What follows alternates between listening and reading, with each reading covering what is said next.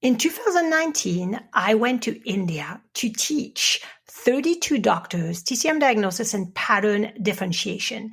This was an experience of a lifetime. I had never been to India. I was invited to go. I didn't know what to expect. And I think that the organizers didn't know what to expect neither.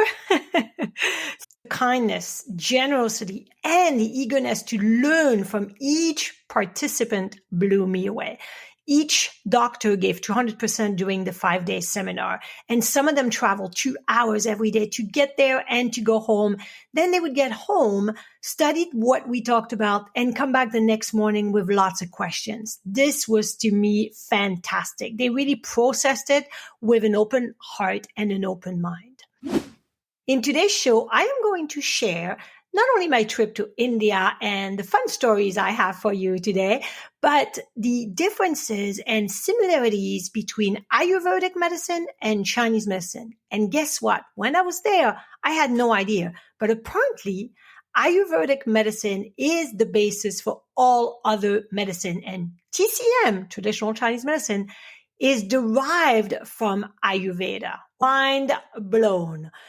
So buckle up for a fun and educative show. Here we go.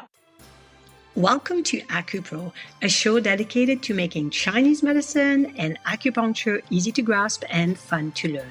Hi, I'm your host, Clara Cohen. I support practitioners and students like you in changing the world one patient at a time. My goal is to share my passion for TCM and empower you to achieve superior patient care. I love to showcase the amazing benefits of acupuncture because, after all, acupuncture rocks. When I landed in Bangalore, which is in the center south of India, the organizer came to pick me up and it was 2:00 in the morning. So I already knew from the get-go that they are going to be such great people with lots of generosity. And I was blown away my whole trip. They took me everywhere. They took me to temples. They really showed me the cultures. They took me to dinner. They wouldn't let me pay for anything. And I had fun watching the drivers in India. It's like perfect organized chaos. Everybody honks. You think you're going to bump into somebody every 2 seconds, but no, it works. It's perfect organized chaos. And I loved it. I would never drive in India, but boy, it was a lot of fun to watch. It was like a video game. So when I was there, I learned a lot about Ayurvedic medicine and the way also each doctor utilizes naturopathic medicine because all of them had naturopathy as part of their training. So this was really, really fun for me. I was fascinated specifically by the similarities and the differences with Chinese medicine. And so today we're going to look at this, including chakras and the corresponding acupuncture points. This is going to be a lot of fun. However, please be kind if I make some mistakes because I am not versed in Ayurvedic medicine. This is from my basic readings and understanding. I hope I can give it justice. So let's start with the basics of Ayurvedic medicine. As I said earlier, it is the oldest medicine and every medicine in the world derives from Ayurvedic medicine, including TCM, which totally blew me away because I had no idea. We always learned that Chinese medicine is 3,000 years old. But guess what? Ayurvedic medicine is over 5,000 years old. So this is an interesting little tidbits that I learned in India and I absolutely loved. In Sanskrit, Ayurveda means life knowledge.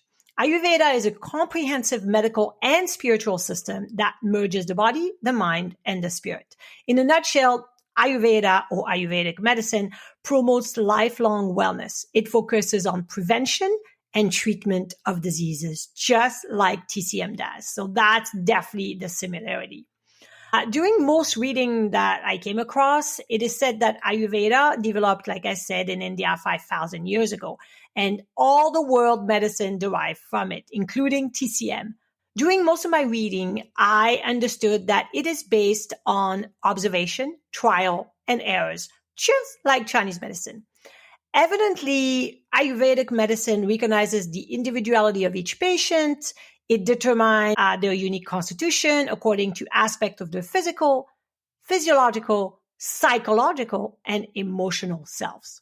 So Ayurvedic modalities usually include lifestyle recommendation, dry skin brushing, self-massage, oil pulling. I'm going to explain to you what that is in a second. Diet, herbal medicine, aromatherapy, meditation, mantras. Mantras are chanting specific phrases if you've never heard of it.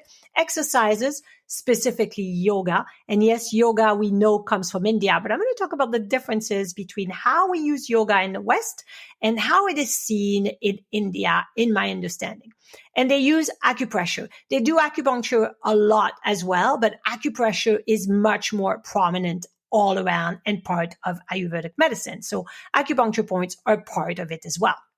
So as you can see, Ayurveda practitioners, just like TCM practitioners, are educators first. Their purpose is to help each patient achieve balance and reach optimum health.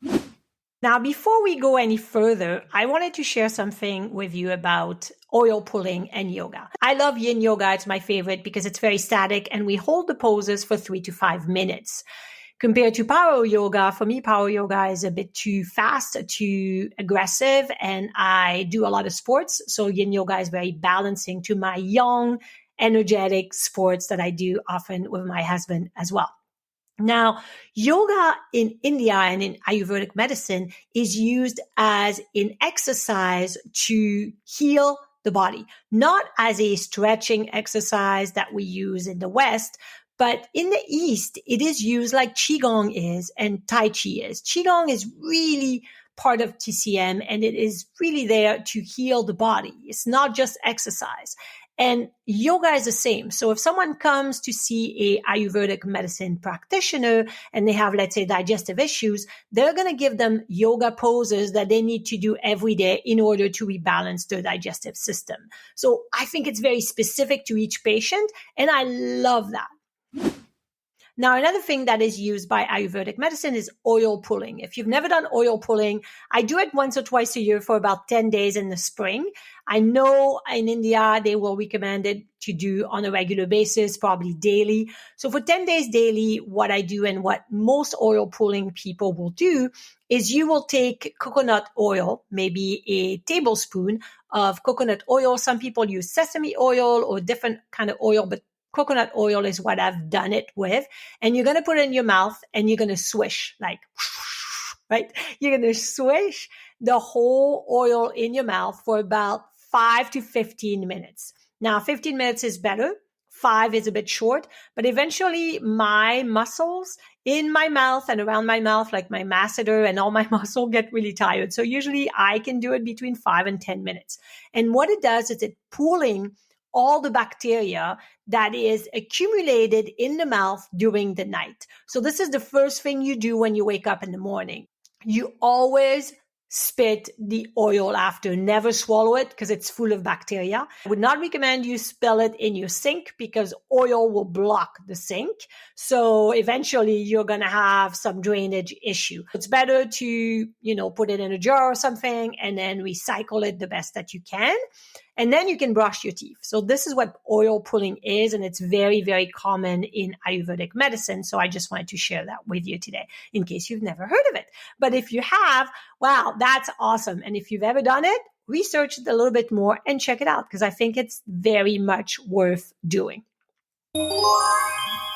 A lot of people know that I have 3 books. However, many don't that I also offer continuing education online courses. This is actually how I started Acupuncture Academy, to support new practitioners. You can choose from TCM treatment for common mental disorders, fertility, pregnancy, thyroid disorders, but also specific ones like scalp acupuncture or cosmetic acupuncture online course.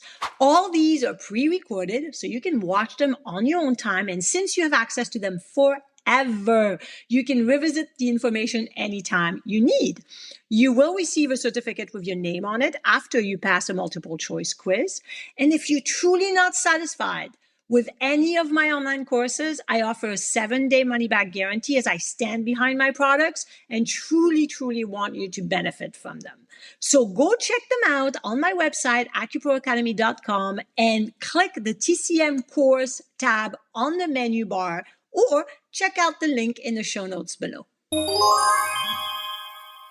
Now let's talk about more similarities and differences between Ayurvedic medicine and TCM. So they look at 5 elements, and their 5 elements are fire, water, and earth, just like TCM, but then they have air and ether. Ether stands for space generally, so each relate to one of the 5 senses. Fire relates to the eyes or the sight, water to the tongue and the taste, earth to the nose and smell, air to the skin and touch, and ether to the ears and hearing. So very different from TCM, which fire connects to the tongue because it's connecting to the heart and the heart opens into the tongue. And water for us connects to kidney, which opens into the ears, right? And earth connects to the spleen and stomach, which is opening into the mouth. Air, we could compare that maybe to metal, right? And metal reflects on the skin. So that's a little bit more similar if we want to look at it. And ether would it be wood? Probably not, because it's not the same, but for us, wood connect to the eyes and open into the eyes. I love that they have different elements. 3 are the same, but 2 are different. Air and ether replaces metal and wood for us. So this is interesting. Now, they also have 3 doshas, which are primary life energies that govern all emotional and physical processes. The 3 doshas are Vata, Pitta, and Kapha.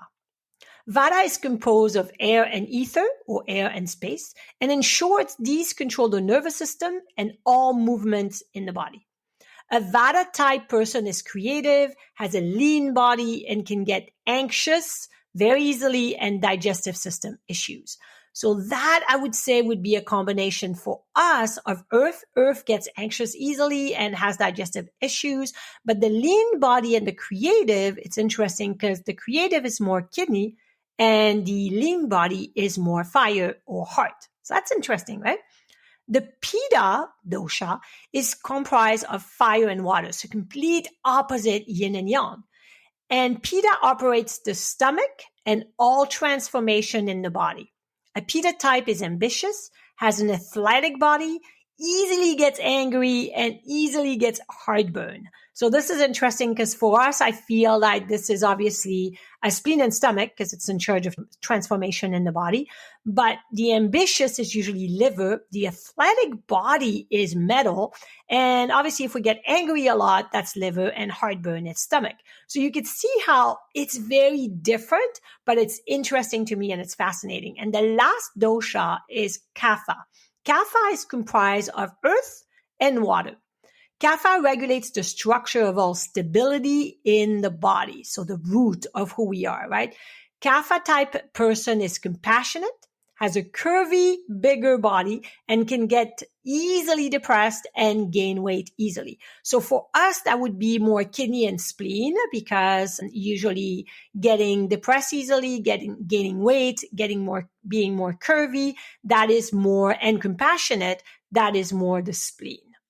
Like in TCM, balancing the 5 elements and making sure everything is working together, the 3 doshas are considered optimum health when they are balanced.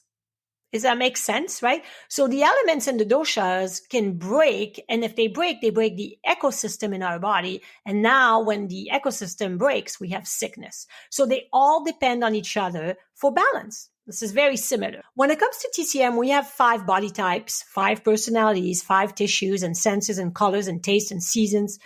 Ayurvedic medicine combined 2 of those 5 elements to create the doshas. And so this is done to describe biological function, mind, body, food, environment, and more. Exactly the same as the 5 elements. It's just that it has the dosha because it mixed 2 together. Does that make sense? I found that fascinating and it's really interesting. Before we continue with more similarity and differences, I wanted to share a story with you. When I was there teaching, I went back, by the way, in January 2023. That was my second time there. So I absolutely love India and Indian people and the Indian food. Everybody is so sweet and the food is delicious. So talking about food, the first time I went there, I had my first masala chai. And it's not called masala chai tea because chai means tea. So masala chai is black tea with cardamom, nutmeg, ginger, cinnamon. It is really spicy and they put milk in it and it was delicious. I absolutely loved it. So I had this for breakfast the first morning I was there at the hotel. And after that, I fell in love with masala chai. So when we had a break every day around 10 a.m. and the afternoon around 3 p.m. in between teaching, I just had more masala chai tea.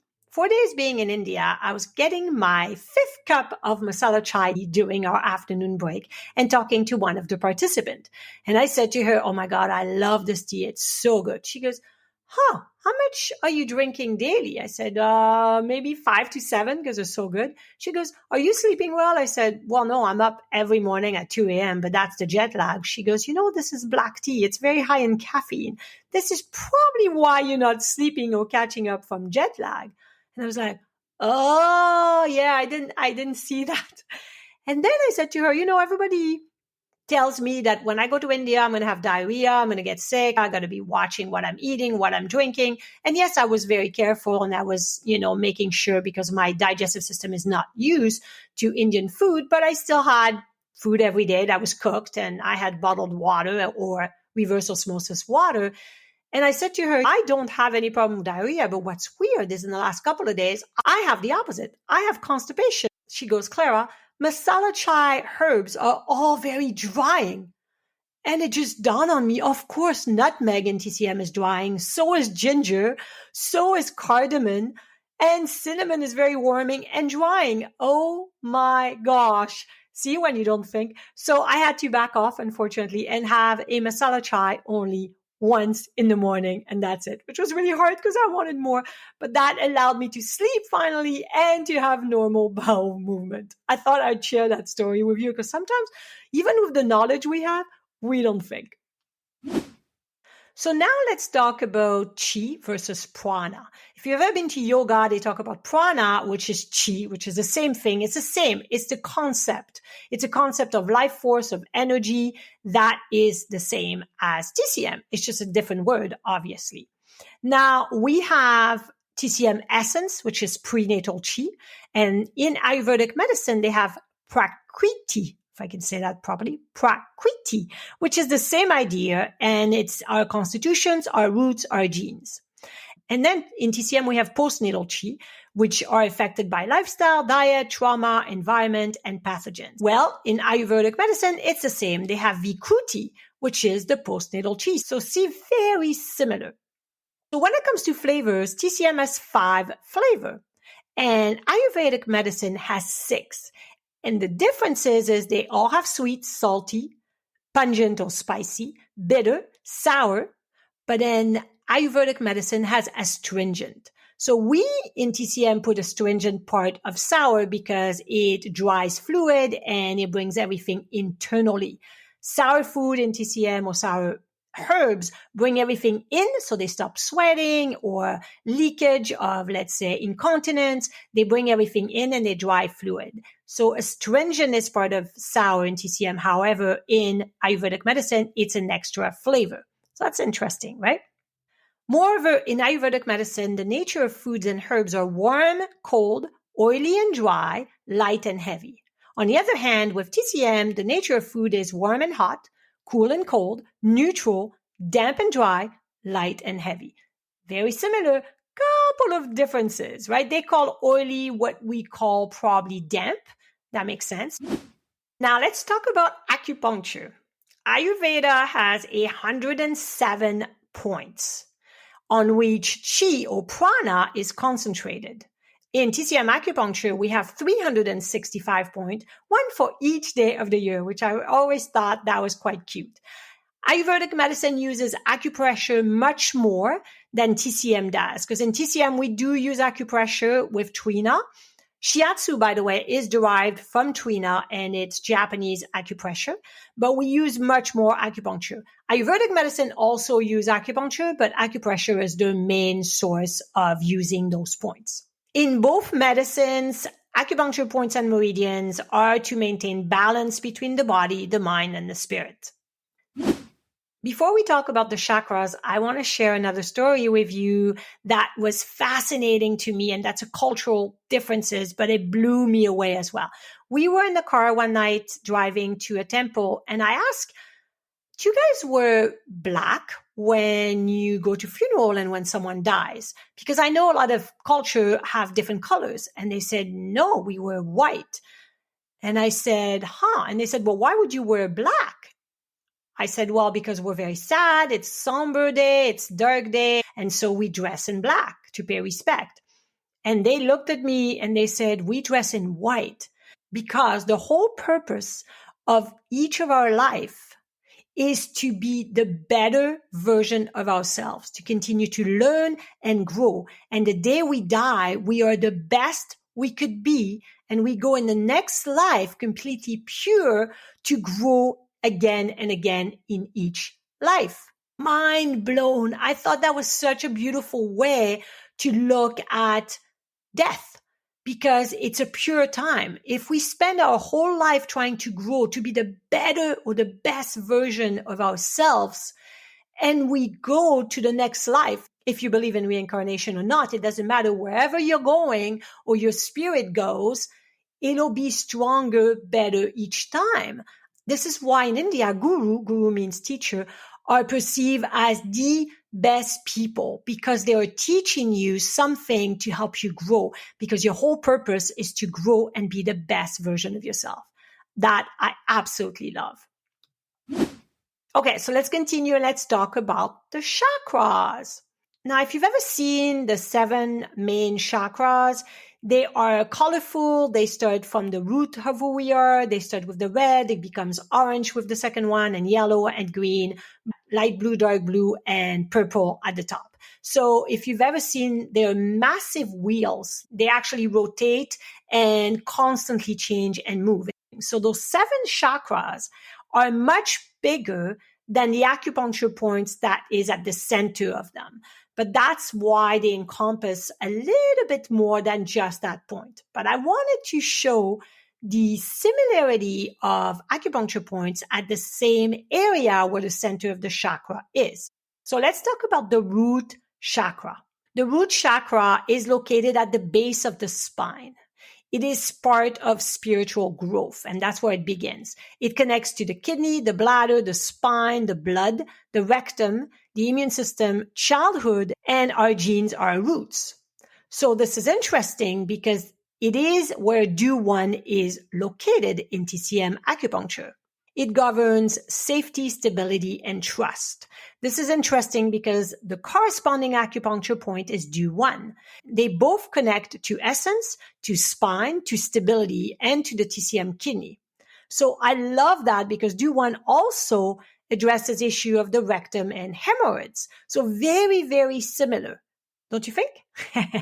Okay, let's look at the second one. The second chakra is the sacral chakra. That's the orange one that we see when we see the colors. It is where purification resides. It connects to liver, gallbladder, spleen and stomach, kidney and bladder, intestine, the skin, sexual reproductive system, and it governs creativity, sexuality, and developing relationships, basically getting along with others. The TCM sacral chakra is connected to Ren 4. They both connect to the reproductive system, libido, bowel issue, TCM kidney, and essence. That is their connection there. So see, very, very similar. The next one is the solar plexus chakra, which is the yellow one and is located in the solar plexus. It is where willpower resides. It connects to the digestive system, liver, gallbladder, small intestine, adrenals. It governs power, accomplishments, life fulfillment, self-esteem, responsibility, and vital energy. And the TCM connection is through Ren 12, where the center of the solar plexus chakra is located. And they both connect to the stomach, the digestive system, and also power and self-esteem because it is at the center of our body. And so it's in charge of our own power. Does that make sense? Okay, the next chakra is the heart chakra. And that is usually represented in green, and it is in the center of the chest. This is where love resides. The chakra of the heart. That's where love resides. It makes sense. It connects to the heart and lung, the esophagus, the breast, and blood. It governs unconditional love, compassion, forgiveness, and self-acceptance. Basically self-love. That's really important. When people have a lot of anxiety, specifically in the center of the chest, often it's because there is no self-love. So this is where REN 17 is located, and that's the connection there to the heart, the lung, because REN 17 is opening the lung, opens the heart, opens the chest, and calms the mind, and is all about love. Yeehaw! The next chakra is the throat chakra, which is usually a little bit of a teal kind of blue color, and it's where the throat is. It's where communication resides. It connects to the throat, thyroid gland, lung, mouth, teeth, gums, and the neck. It governs speech, right? Communication, of course, truth, your own truth, integrity, dreams, and imagination. So this is where REN 22 is located. And in TCM, we obviously know that REN 22 connects to the throat, the thyroid gland, the lung, the voice, and the tongue. So very, very similar in that REN 22 allows us to be able to speak for speech and to tell our truth, our own truth. So see, very similar. The next one is the third eye chakra, which is usually a dark blue and is located between the eyebrows. Intuition resides here. It connects to the brain, the pituitary gland, the pineal gland, the eyes, ears, and nose. It governs awareness, vision, wisdom, self-reflection, and intellect. I love it because Yin Tong is located exactly at the third eye chakra, and Yin Tong connects to the mind, opens the nose, relieves headache, but it's also the point for enlightenment, which means wisdom and vision and self-reflection. So very similar again. I love it. I love it. I love it. You guys are enjoying this. I hope you're enjoying this. The crown chakra, the last chakra, is located on the top of the head. Spirituality resides here. It connects to the brain, the pituitary gland, the pineal gland as well, and the whole central nervous system.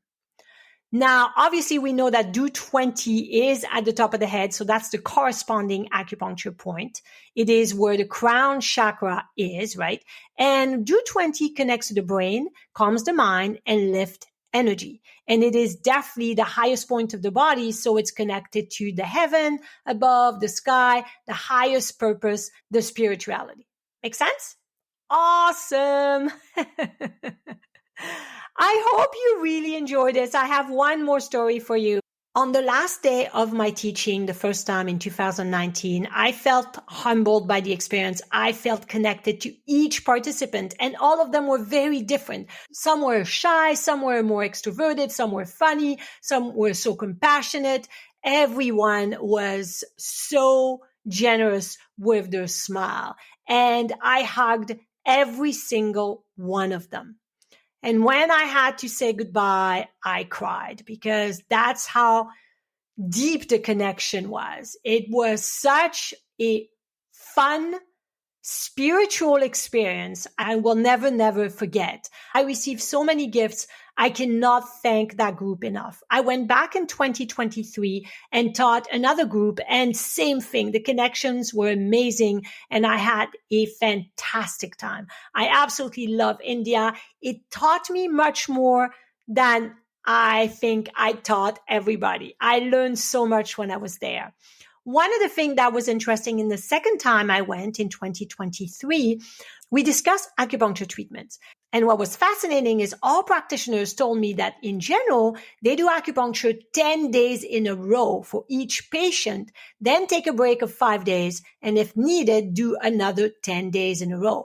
This was so different than we do it in the West, because as you know, in the West, we do maybe a treatment a week, 2 treatments a week, maybe 3 if it's acute. But in general, we don't see people every day. First of all, I don't think people would commit to come and see us every day. So this was fascinating to me. I'd love to hear what you think of this, but this is to me very interesting to see the differences And it would be interesting to do studies to see how fast patients recover if they do 10 days in a row versus twice a week for the next 6 weeks, for example, right? It would be very fascinating. Thank you so much for spending your time with me today. I truly hope you benefited from this episode, and I would love for you to share it with a friend that may benefit from it as well. Follow the show, leave a review, and if you want more, go to my website, acuproacademy.com. I have tons of resources there with treatment protocols, case study, free courses, and so much more. And connect with me on all social media at Acupro Academy. I'm on YouTube, Instagram, Facebook, X, Pinterest, and LinkedIn and TikTok. And no matter what, keep rocking it using TCM. Please listen to the disclaimer, because the AcuPro Show podcast and material shared through AcuPro Academy, which is a subdivision of Natural Health Sense Incorporated, are designed solely for educational and entertainment purposes. The utilization of information from this podcast or any associated material is at the user's discretion and risk. This content is not meant to replace the guidance of an acupuncturist, Chinese medicine doctor, medical doctor, physician, or any qualified professional, nor is it a substitute for proper diagnosis or treatment. Users are strongly advised not to ignore or postpone seeking medical advice for any existing medical condition with their healthcare professional regarding any health concerns.